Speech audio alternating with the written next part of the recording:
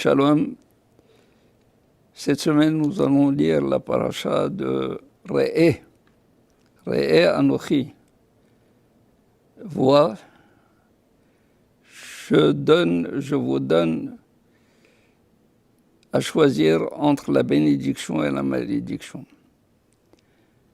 Akadosh Baruch Hu donne le choix aux Bnei Israël. À eux de choisir. S'ils veulent la bénédiction, s'ils veulent le bonheur, s'ils veulent le bien. Il s'agit tout simplement d'obéir, d'écouter, de suivre ce que Akadosh Baruch Hu dit. Le contraire, c'est la malédiction. Seulement, le premier verset est un verset qui est clé, mais qui soulève des difficultés. Re'eh, vois. On s'adresse au singulier, à chacun de nous. Anochi, moi l'Éternel, noten lifnechem, je donne devant vous, un pluriel. Au lieu de dire je donne devant toi, puisqu'il a commencé en disant Re'eh, vois. Lifnechem devant vous. Pourquoi ce singulier? Et ensuite un pluriel. Hayom, aujourd'hui. Je vous donne aujourd'hui à choisir entre la bénédiction et la malédiction. À ce propos, il y a une leçon dans le Talmud qui dit ceci. C'est que l'homme doit se considérer, se voir comme étant juste au milieu des choses. Lui-même, en situation médiane, il est à moitié juste, innocent, à moitié impie et surtout désobéissant.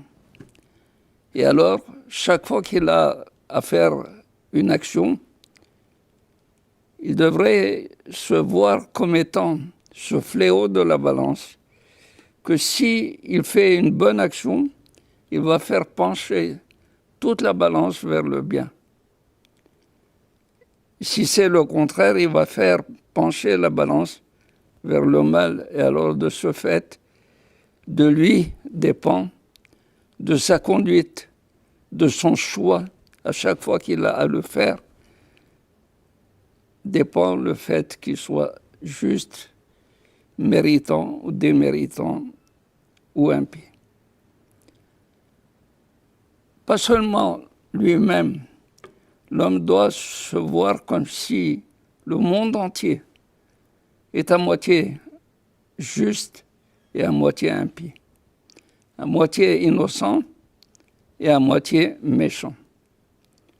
Et que lui peut faire pencher la balance d'un côté ou de l'autre.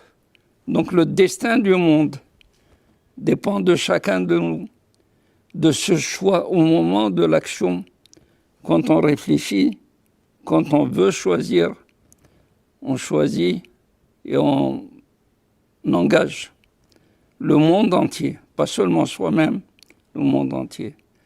Et voilà ce que disent les Hachamim et Rambam dans son langage extraordinaire.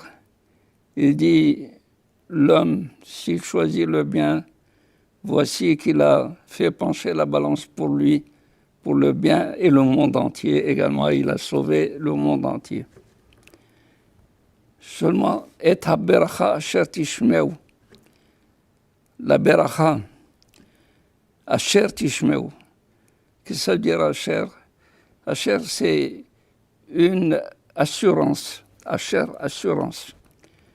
Il nous assure à Kadosh Baruch Hu que la beracha, si vous voulez la beracha, vous êtes sûr que vous allez être obéissant.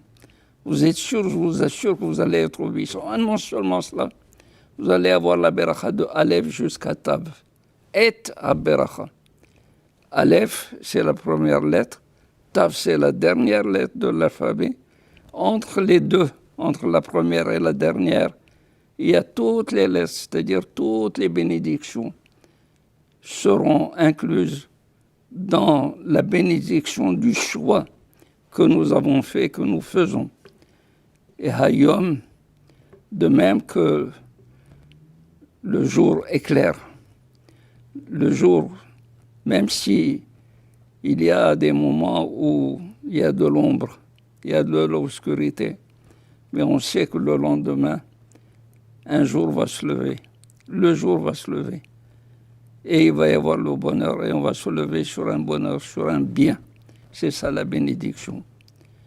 Alors que la Kelala, c'est-à-dire la malédiction, il commence par Veha Kelala. Veha Kelala, il commence par Vav.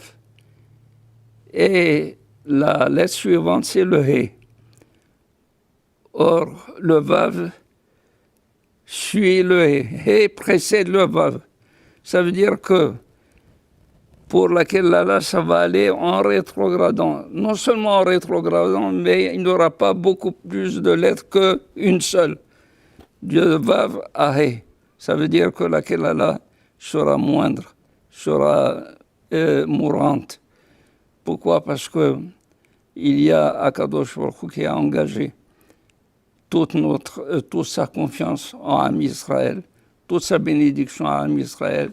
Nous devons le lui rendre et voir toujours Akadosh Baruch Hu et l'obéissance à Akadosh Baruch Hu qui fait que nous serons toujours à la hauteur de ce qu'il nous donne, ce qu'il va nous assurer de donner.